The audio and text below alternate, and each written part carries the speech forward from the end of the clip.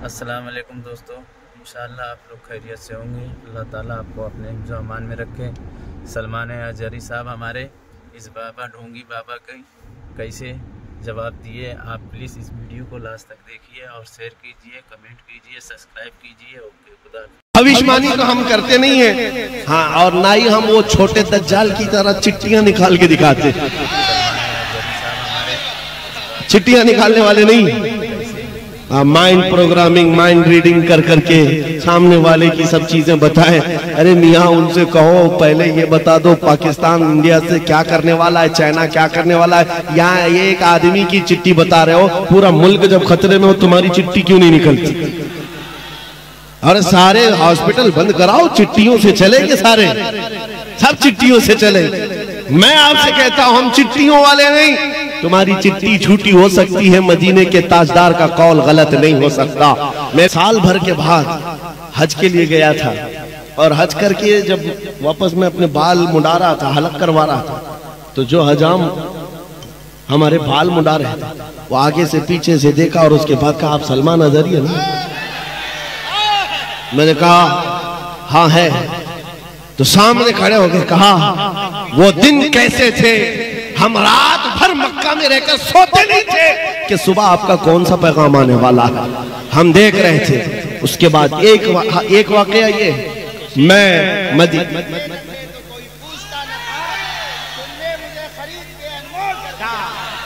मदीने तैयबा से हमारी जिंदगी का खुलासा मैं बता रहा हूँ। पूरा हिंदुस्तान कितना चाहता है अपनी जगह पर, मदीने तैयबा में हाजिरी देकर बाहर निकल रहा था। सफाई करने वाले वो हमारे मुल्क से होंगे या पाकिस्तान से होंगे, ड्रेस पहने रहते हैं और वहां पर भी वो लाल दुपट्टे वालों की उनकी पर नजर ज्यादा होती।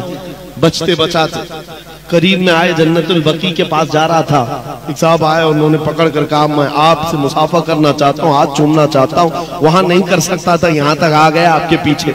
मैंने कहा ठीक है, मिल लेते हैं। मुसाफा किया। उसके बाद उन्होंने कहा, रमजानुल मुबारक के दिन थे जब आप हिंदुस्तान में बैठकर ऐलान कर रहे थे और कोरोना के सख्त लॉकडाउन चल रहे थे, मस्जिद नबवी में लोगों का आना जाना बंद था, हम सफाई के लिए अंदर जाते थे और दिल इतना बेकरार होता। रात को जब आप वहां से कुछ ऐलान कर रहे होते, मैं मोबाइल चालू करता और हुजूर के कदमों में जाकर यूं रखता था और कहता था कि ऐ अल्लाह के नबी, इस बंदे पर आप तवज्जो फरमाते। ये उनका मोहब्बत का, उनके इखलास का या उनकी ये हमदर्दी का इजहार था। लेकिन उसी दिन मैंने समझ लिया, हमारी बात हुजूर के कदमों तक पहुंच गई, ये हमारी जिंदगी की मेराज है।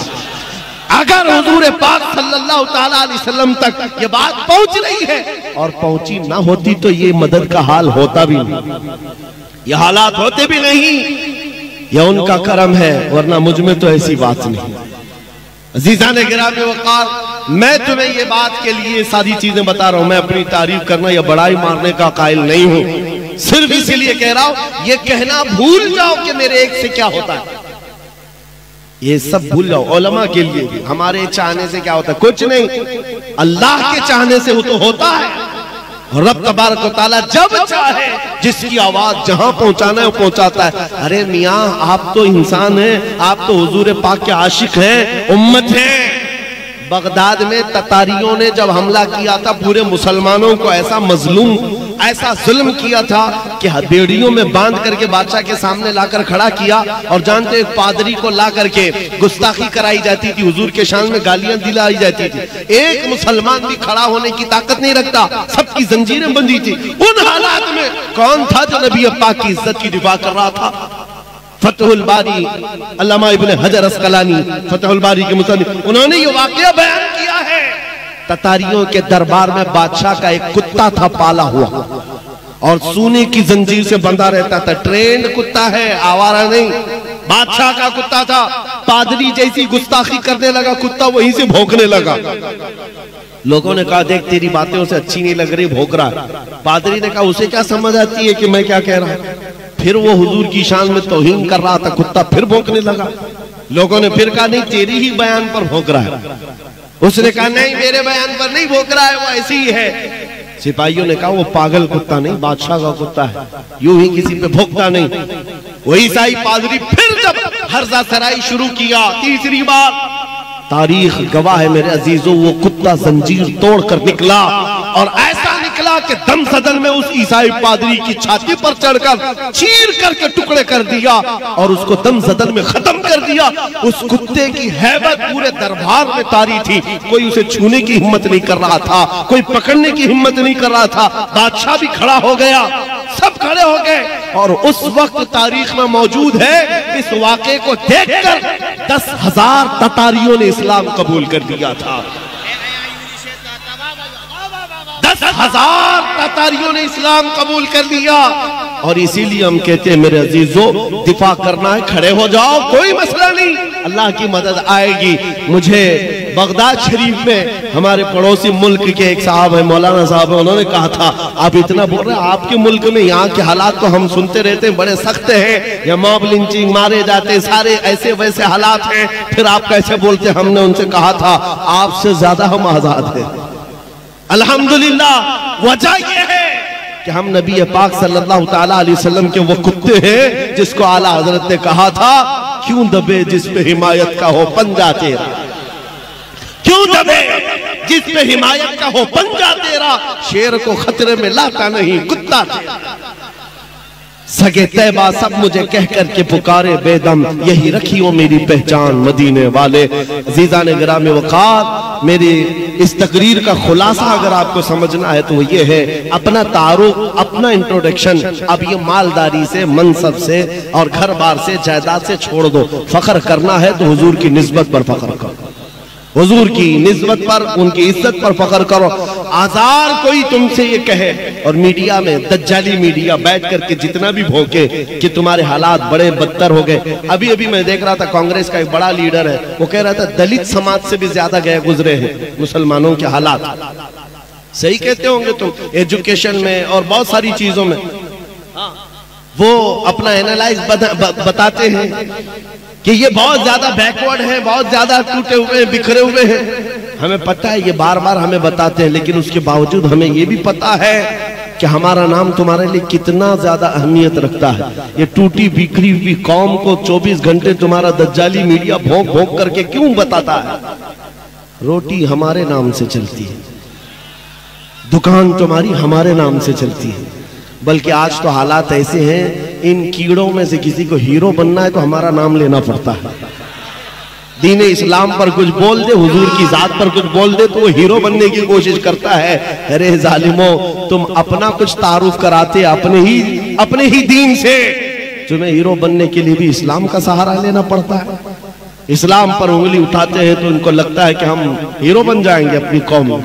अजीज़ान गिरामी वक़ार, आज तक अल्हम्दुलिल्लाह ये हमारा खासा है, हम किसी और पर बोल करके कभी हीरो नहीं बनते, हुजूर की बात करते हैं और हर दिल पे राज करते हैं। हमारे पास कमी किस बात की है?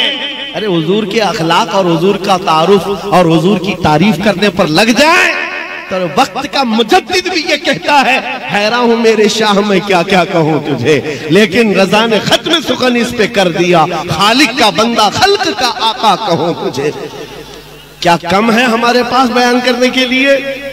उन्वान इतने, मवाद इतने। मैं मिस्र में एक खतीब को जानता हूं, नाबीना है, पैदाइशी नाबीना, और एक सिलसिला दंदराबिया वहां पर होता है, वो सूफिया इकराम का सिलसिला है। मस्जिद में हम कभी जुमा में जाते थे, वो खतीब जो बयान करते हैं हकीकत मोहम्मदिया पर, अल्लामा साहब मैं कह रहा हूं, वो बयान कर रहे थे, 2010 की बात कर रहा हूं, और उनका बयान दिल पर लिखत तारी करता था।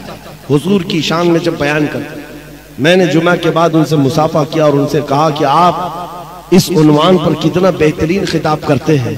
उन्होंने कहा पिछले 12 साल से मैं इसी उन्वान पर गुफ्तगू कर रहा हूं, अभी तक इस मौजू से हटा नहीं। पिछले 12 साल से हर जुमा एक ही मौजू है और हर जुमा वो अलग उन्वान है। और उन्होंने कहा कि मैंने कसम खाई है जब तक मेरी जुबान चलती रहेगी इसी उन्वान पर बोलूंगा, हुजूर के अखलाक पर, हुजूर की हकीकत मोहम्मदिया उनका मौजू है। मेरे अजीजों, ये तो एक मिसाल में बता रहा हूं, कहां कहां कितने बड़े बड़े आए। सादी शिराजी ने कहा था बलगल उला भी कमालिही कशफत दुजा भी जमालिही हसनत जमी व खिसालिही सल्लू अलैहि व आलिही। हाफिज शिराजी ने कहा था या साहिबल जमाल व या सय्यिदल बशर मिन वजहिकल मुनीर लक़द नुब्बिरल क़मर ला युमकिनु सनाउ कमा कान हक़्क़ुहु बादस खुदा बुजुर्ग तुई किस्सा मुख्तसर। और शरफुद्दीन बुसीरी ने कहा था मुहम्मदुन सय्यिदुल कौनैनि वत्तक़लैनि वल फ़रीक़ैनि मिन अरबि व मिन अजमी हुवल हबीबुल लज़ी तुरजा शफ़ाअतुहु लिकुल्लि हौलिन मिनल अहवालि मुक़्तहिमी या रब्बी बिल मुस्तफ़ा बल्लिग़ मक़ासिदना वग़फ़िर लना मा मज़ा या वासिअल करमी। 170 अशार लिख डाले, 170 अशार हुजूर पाक के अखलाक में। फिर भी दावा ये नहीं था कि मैंने पूरा बयान कर दिया है, हर एक का आखिर में यही कहना था या रसूल अल्लाह तेरे औसाफ के अबवाब में से एक बाब भी मुकम्मल ना हो सका। हमारे पास कमी किस बात की है? आपके लिए भी मैं कहता हूं फख्र करना हो तो किस बात पर? नाम मुस्तफा पर। इसके बाद आप फख्र करेंगे हुजूर की गुलामी पर। हुजूर की गुलामी पर फख्र है आपको? अगर दुनिया आपको कहती है मोहम्मद का गुलाम तो बुरा लगेगा कि अच्छा? अरे अच्छा क्या, हमारी जिंदगी की मेराज है। हम तो कुत्ता कहलाना चाहते हैं, मैं गुलाम की बात कह रहा हूं। दुनिया अगर कहे हुजूर का गुलाम, मोहम्मद अरबी का गुलाम, एतराज है कोई?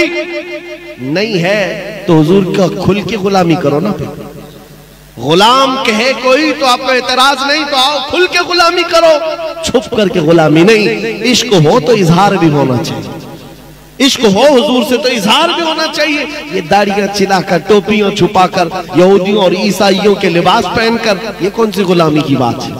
हुजूर की गुलामी है तो खुलकर गुलामी करो। दुनिया को चोटी रखने में शर्म नहीं आती, मुझे दाढ़ी रखने में क्यों शर्म है? हकीकत है या नहीं? अरे मेरे अजीजों, वो चड्डी पहन करके घूमे, शर्म नहीं आती, हमें हुजूर के अखलाक पर क्यों शर्म आए? हम आमिना के लाल के अखलाक पर क्यों हया करें? इसलिए कि हमारा अकीदा यह है कि पूरी कायनात में सबसे ज्यादा हसीन कोई चेहरा है तो आमिना के लाल का। अकीदा है कि नहीं है? यकीन है कि नहीं है? हुजूर से ज्यादा किसका जमाल है? फिर आपसे मैं यही कहता हूं, जब आपका सब ये मानना है, सब आपका ईकान यही कहता है हुजूर से बढ़कर कोई नहीं, तो फिर उनके कदमों को छोड़कर कहीं और क्यों जाए? ऐरे गैरे नत्थु खेरे के पीछे भागते रहोगे तो हालात यही होंगे। उनके जो हम गुलाम थे, खल्क के पेशवा रहे, उनसे फिरे जहां फिरा, फिर आई कमी वकार में। आज जानते हो आला हज़रत इमाम अहमद रजा खां फाजिल बरेलवी रज़ी अल्लाह तआला अन्हु का मकाम व मर्तबा पूरी दुनिया में इतना बड़ा कैसे है? वो आला हजरत सिर्फ फकत एक मौलवी का नाम नहीं है, सुनो, हर चीज अल्लाह ताला ने अता की। इल्म का बादशाह, उलूम व फनून का माहिर कामिल है, और तकवा व तहारत में भी इमाम है, और खानदान से भी कम नहीं है, बड़े खानदान का, और माल में भी कम नहीं, कई जमीनों और जायदादों का मालिक। औलाद भी अल्लाह ने ऐसी दी कि एक मुफ्ती आजम तो दूसरा हुज्जतुल इस्लाम। फख्र करने के बहुत जरिए थे। बरेली का बड़ा जमींदार हूं मैं, फतावा रज़िया लिखने वाला हूं मैं, मुफ्ती आजम हुज्जतुल इस्लाम का बाप हूं मैं, नकी अली और रजा अली का बेटा और पोता हूं मैं। इन सारी बातों पर इमाम अहमद रजा को फख्र करते हुए कभी नहीं देखोगे। जब अपना इंट्रोडक्शन कराना हुआ, यूं कहा, उस गली का गधा हूं मैं जिसमें, उस गली का गधा हूं मैं जिसमें मांगते ताजदार फिरते हैं। और इन कुत्तों को बताया था आला हजरत ने, जो आज धर्म परिवर्तन करते, अपना नाम बदल करके, दीन बदल करके दूसरों की धोतियां और जूतियां उठाने के लिए निकले थे। आला हजरत ने 100 साल पहले कहा था, या रसूल अल्लाह, जो तेरे दर से यार फिरते हैं, दर बदर यूं ही खार फिरते हैं।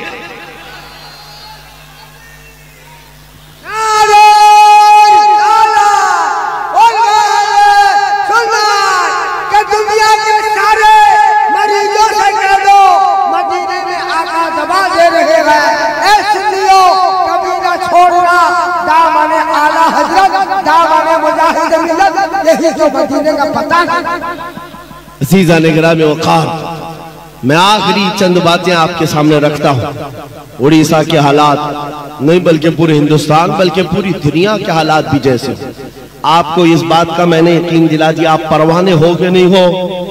हुजूर के परवाने हैं ना? और हुजूर पाक सल्लल्लाहु ताला अलैहि वसल्लम के अलावा किसी और की गुलामी का पट्टा कोई डालने ना पाए तुम्हारे गर्दन में। इतनी बात याद रखना, आवारा बन करके मत घूमना कि कोई भी अपना पट्टा डाल करके तुम्हें ले जाए, इसलिए कि जो आवारा होता है उसको म्युनिसिपैलिटी वाले उठा के ले जाते हैं।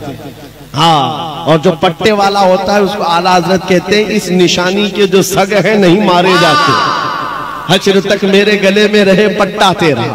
हाँ, पट्टा रहना चाहिए लेकिन ऐसे वैसे का नहीं, दोपहर में नीला शाम में लाल फिर दूसरे दिन हरा नहीं।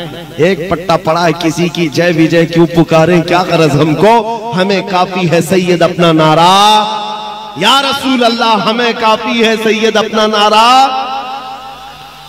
इस बात पर जमे रहो, डटे रहो और वक्त अच्छा आने वाला है मेरे अजीजों, क्योंकि हम भविष्यवाणी तो करते नहीं। कुछ लोग ये कहते, कुछ लोगों को ये सुनने का तो हर जगह शौक है, अल्लाह साहब को भी शौक है। हाँ, भविष्यवाणी तो हम करते नहीं है। हाँ, और ना ही हम वो छोटे दज्जाल की तरह चिट्ठियां निकाल के दिखाते, चिट्ठियां निकालने वाले नहीं। माइंड प्रोग्रामिंग, माइंड रीडिंग कर करके सामने वाले की सब चीजें बताएं। अरे मियाँ उनसे कहो पहले ये बता दो पाकिस्तान इंडिया से क्या करने वाला है, चाइना क्या करने वाला है। यहाँ एक आदमी की चिट्ठी बता रहे हो, पूरा मुल्क जब खतरे में हो तुम्हारी चिट्ठी क्यों नहीं निकलती। अरे सारे हॉस्पिटल बंद कराओ, चिट्ठियों से चलेंगे, सारे सब चिट्ठियों से चले।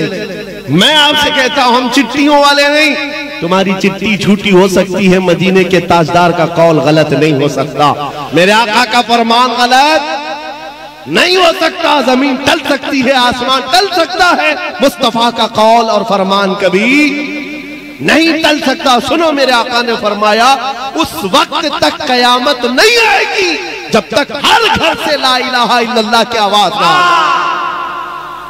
अगरचे काफिरों को बात बुरी लगती हो, मेरे आका ने फरमाया हर घर से हर फर्द की आवाज आएगी, ला इलाहा इल्लल्लाह ये आवाज आएगी। वो इमाम मेहदी का दौर होगा, वो आएगा वक्त। इसी को शायर ने जो कहा था, कुछ देर की खामोशी है फिर शोर आएगा, आज कुत्तों का वक्त है कल हमारा दौर आएगा।